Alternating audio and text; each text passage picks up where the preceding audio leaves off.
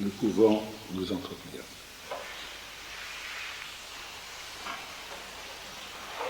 S'il vous plaît. Monsieur Bien. Oui. Je n'ai pas encore vraiment compris s'il y a une différence quand vous dites rester dans la sensation. Oui.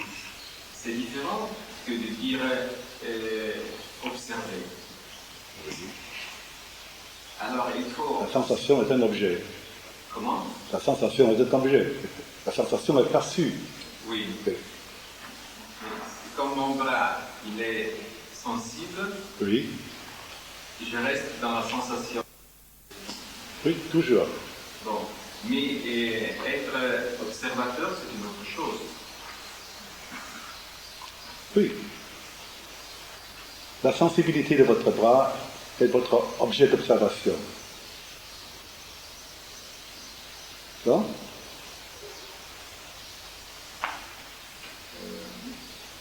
C'est pas le bras qui observe. Mais je peux aussi observer le bras Oui. sans la sensation.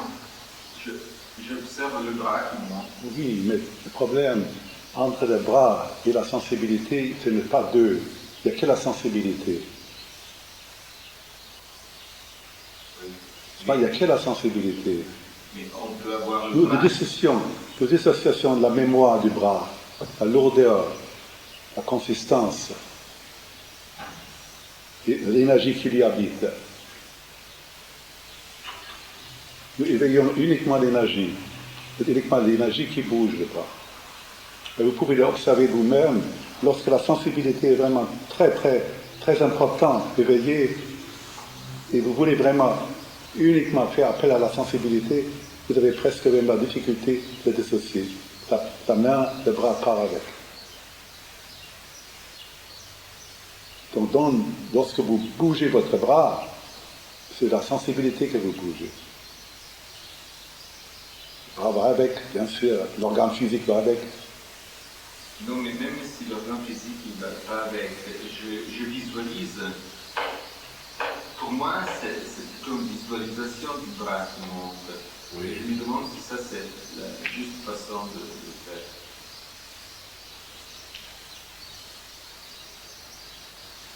Lorsque la sensibilité est totalement éveillée, lorsque vous regardez, vous donnez l'ordre à votre bras de monter à la position horizontale, c'est l'ordre que vous avez donné. Mais lorsque le bras exécute l'ordre, vous ne le sentez pas. Vous sentez une parfaite homogénéité ici ou là, c'est toujours la même chose, toujours la même sensation. Donc c'est la sensation qui bouge. Et alors, si je visualise plutôt, Oui. c'est pas la correcte façon de réagir dans ce travail. Oui. Ce travail libère comment pourrais-je dire, les résidus, les réactions dans le corps.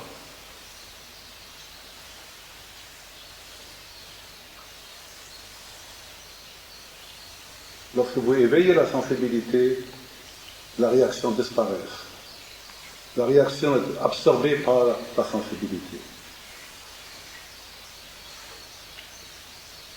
Il faut que ça soit clairement intellectuel. C'est pas clair, non? Comment? Est-ce que c'est vraiment clair? Mon problème, c'est que quand je travaille sur le corps subtil, Oui. alors je ne bouge pas, et je visualise. Oui. Je visualise ce bras qui monte. Oui. Et je me demande si ça, c'est la correcte façon de agir dans ce travail. Moi, je n'ai pas tellement saisi ce que vous voulez dire. C'est la sensation que... C'est la sensation qui bouge. Pensez pas du tout au bras. Le bras, c'est un concept. Mais on donne une direction quand même. Ah, vous donnez votre direction, vous l'avez donnée. Oui. Une fois donné, c'est donné. Ok? quittez immédiatement le concept, vous quittez complètement l'ordre que vous avez donné. Il y a exécution.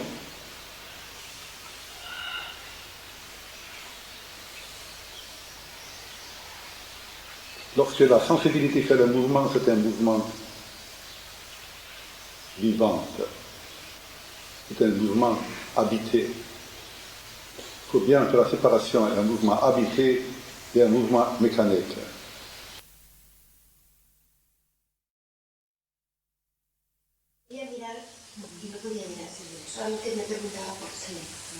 Alors, qu'est-ce qui se passe? Avant qu'elle dise nervosité ou anxiété, il y a une perception, non? Sí, antes de que haya dicho ansiedad, hay una percepción. Se localise quelque part dans le corps. Que se localiza en alguna parte. Si yo no paso.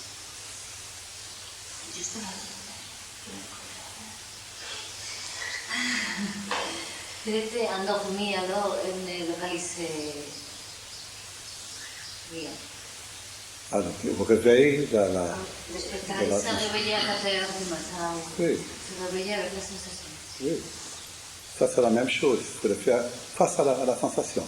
Qu'est-ce que c'est retenir la sensation? La sentir, la laisser sentir, la laisser se faire sentir. Accepter est difficile. C'est difficile. C'est très difficile. Je ne pouvais pas.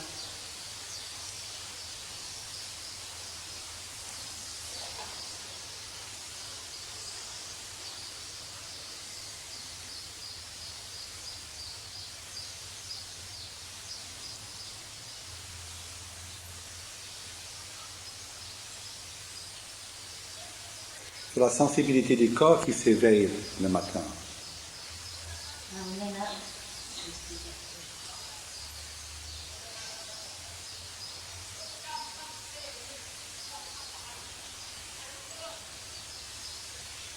Si le repas était trop lourd le soir, ou le foie engraissé, à ce moment-là aussi la sensibilité de la tête, la lourdeur de la tête s'éveille. C'est une sensibilité.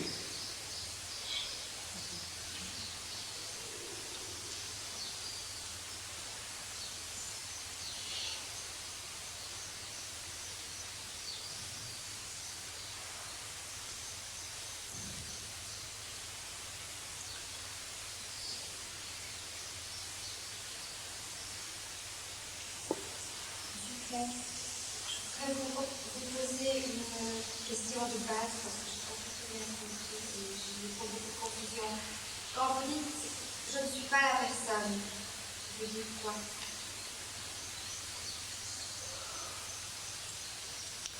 Avant de dire « je ne suis pas la personne », qu'est-ce que c'est la personne? Posez-vous la question, qu'est-ce que c'est la personne?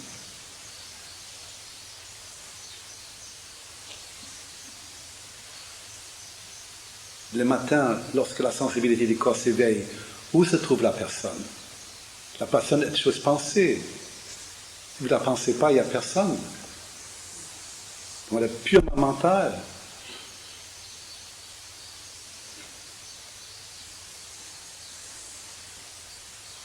Vous la qualifiez en tant que jeune, en tant que vieux, en tant que vieille, en tant que français ou italien. Vous le gagnez avec toutes les qualifications. La personne est une création mentale totalement avec laquelle vous identifiez. Alors je suis mon corps. La personne et le corps, c'est la même chose.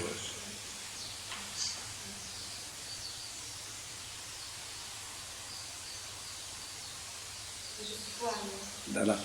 La personnalité est un véhicule absolument indispensable dans notre vie, bien sûr, mais de s'identifier avec le véhicule. Ça, c'est une deuxième chose. Vous connaissez votre véhicule. Vous n'êtes pas votre véhicule.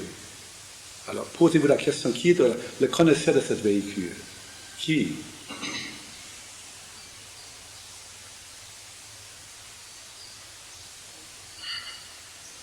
Il faut que vous vivez avec vos questions. Vous voulez toujours qu'on vous l'apporte comme un plat cuit, c'est pas possible. C'est ça qui est important. Quand on se pose une question, qu'on vit avec, qu'on la découvre, qu'on l'exploite.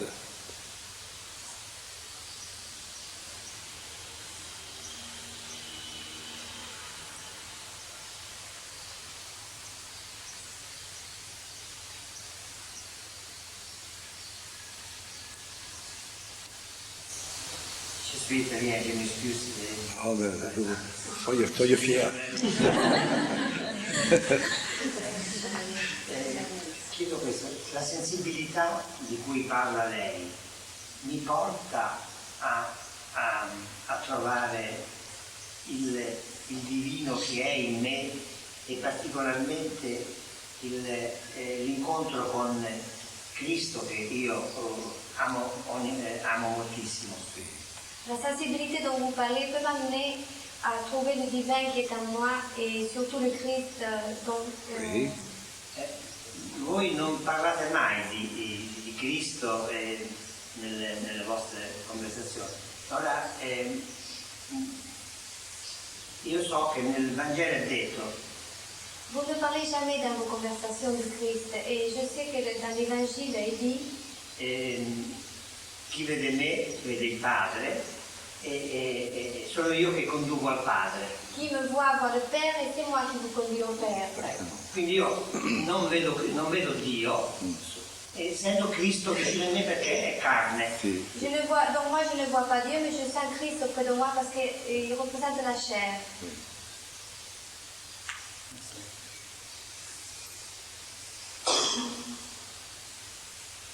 Lorsque vous êtes libre de l'image dans vous-même, libre d'image de votre personnalité, que vous vivez vraiment l'absence totale de votre personnalité. Il n'y a que lui à présent.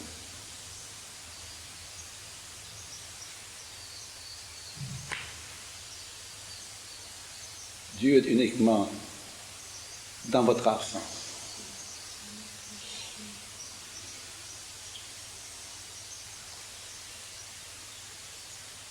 Autrement, c'est tout simplement un concept. Ça ne nous intéresse pas. Ce sont des concepts qui peuvent atteindre les choses les plus élevées, bien sûr, mais c'est un concept.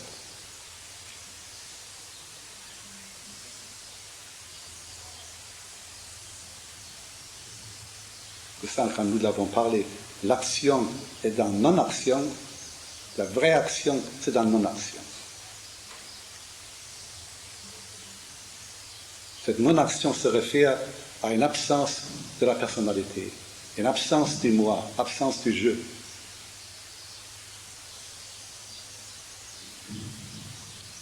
Absence de la non-action ne veut pas dire non-action, ça veut dire une action qui est libre du moi.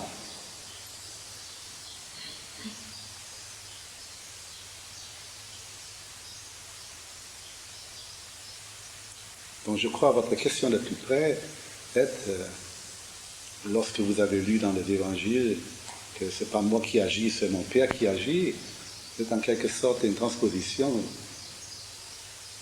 Lorsqu'il y a absence totalement de vous-même, il n'y a que présence. Il n'y a que lui en quelque sorte. Ça a été formulé aussi merveilleusement par Maître Eckhart.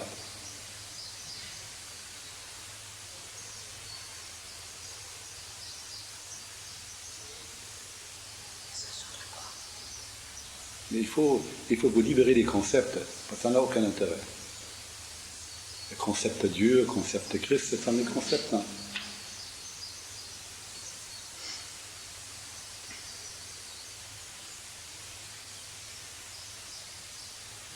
Sì, per liberarmi dai concetti, Oui. che è vero, io lo sento, perché io ho soltanto idee. Pour me libérer des concepts, en effet, je me rends compte que j'ai que des idées dans la tête. Sì. Devo seguire quello che lei mi fa fare attraverso l'ascolto della mia sensibilità Je quotidianamente. dois suivre ce que vous nous dites d'écouter ma sensibilité tous les jours. Il n'y a personne qui écoute. Il n'y a qui écoute. Celui qui écoute. Ah.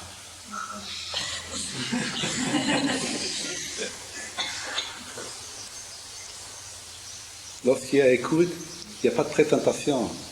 Il n'y a qui écoute.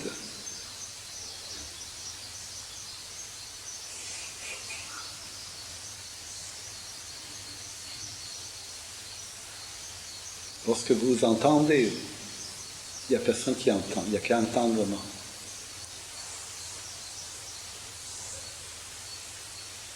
Parce que d'introduire une personnalité, une entité personnelle est une pensée.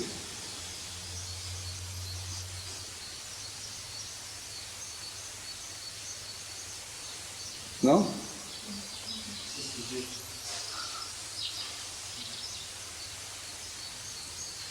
È difficile.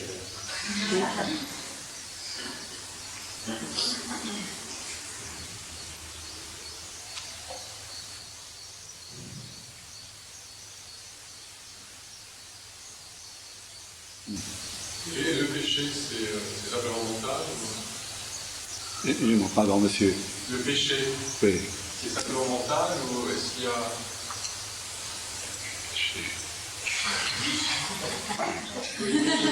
Vous voyez pas ce que c'est? Je me sers très rarement ce mot-là. C'est ça. Je suis obligé de réfléchir.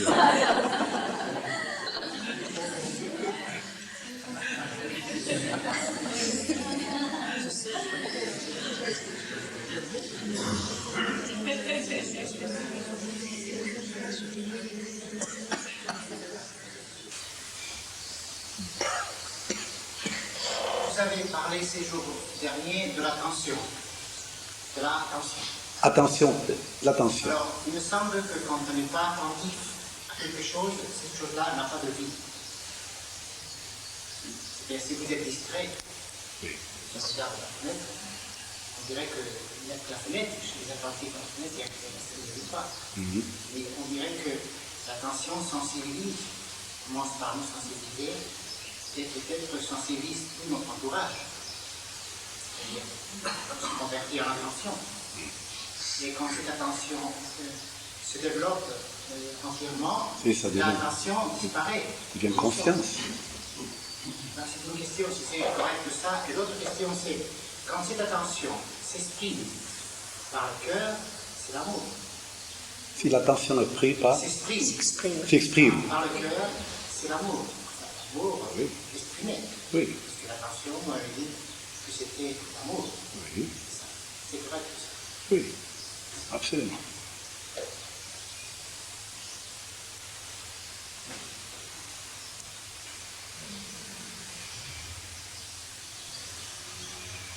Toute pensée spontanée, toute expression non élaborée, c'est une expression de l'amour.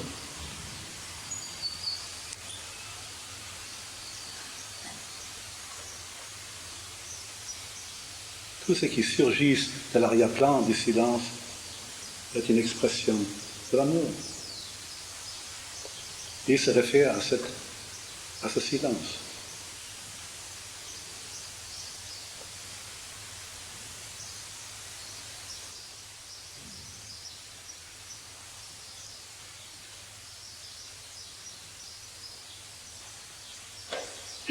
Alors, quand vous dites porter l'attention sur l'attention, c'est pour que l'attention puisse se développer dans nous et sensibiliser tout notre corps.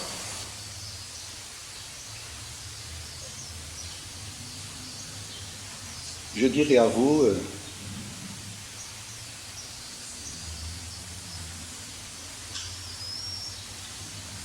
de comprendre que notre attention originelle est une attention non orientée. Elle est sans direction. Elle est multidimensionnelle. Elle est tout simplement présence. n'est pas habité par aucune intention, c'est tout simplement présence.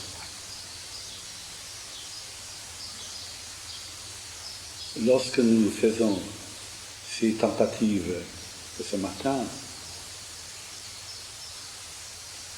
il faut bien avoir un objet pour voir que notre attention est dispersée, elle anticipe.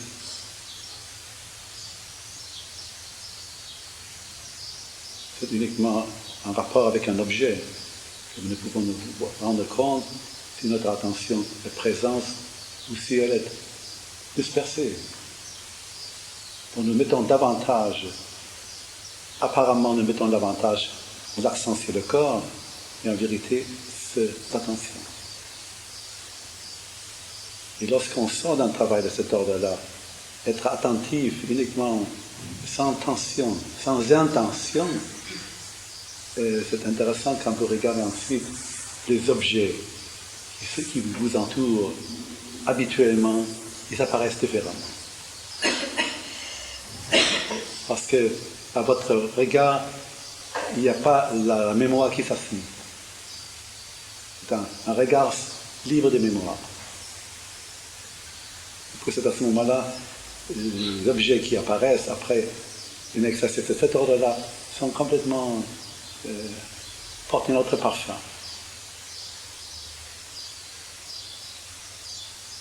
Mais allons encore, beaucoup plus loin encore. Cette attention qui est uniquement une fonction cérébrale va s'étaler. Ça veut dire conscience. Et devient intelligence.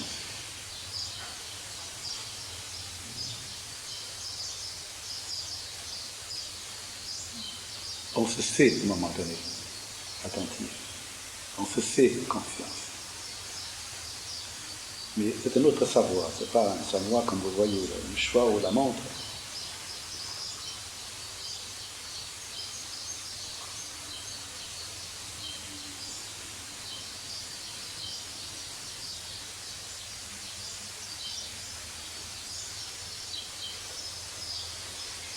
Vous arriverez le jour où vous avez totalement compris et intégré que le chercheur est le cherché.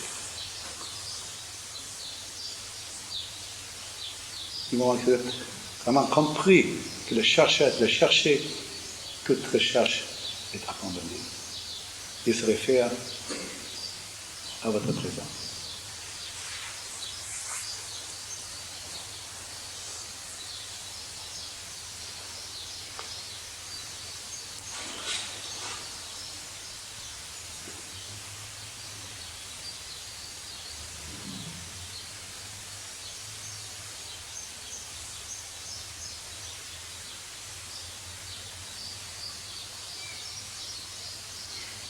Quand vous dites attention cérébrale, c'est la même chose que attention volontaire. Oui, oui. L'attention volontaire, c'est un but que vous projetez. C'est comme une concentration. Mais au début, c'est ce qu'on fait. Parce que vous dites, oui. Et au début, c'est une attention. L'attention dont nous parlons, ce n'est pas une concentration. Une concentration, vous visez toujours un but, un résultat. La concentration, c'est une attention limitée. Naturellement, si vous voulez apprendre une langue ou n'importe quelle chose, il faut être concentré. Nous sommes bien d'accord. Et une concentration sans tension, bien sûr. Mais ici, nous ne cherchons pas un objet. Nous cherchons ce qui nous habite profondément, ce que nous sommes profondément. On se pose la question. Lorsque vous vous posez la question, vous ne trouverez jamais la réponse. C'est ça qui est merveilleux, avec ça que vous restez toujours dans cette attente. Dans cette attente merveilleuse. La merveille est uniquement dans l'attente. C'est ce que vous attendez.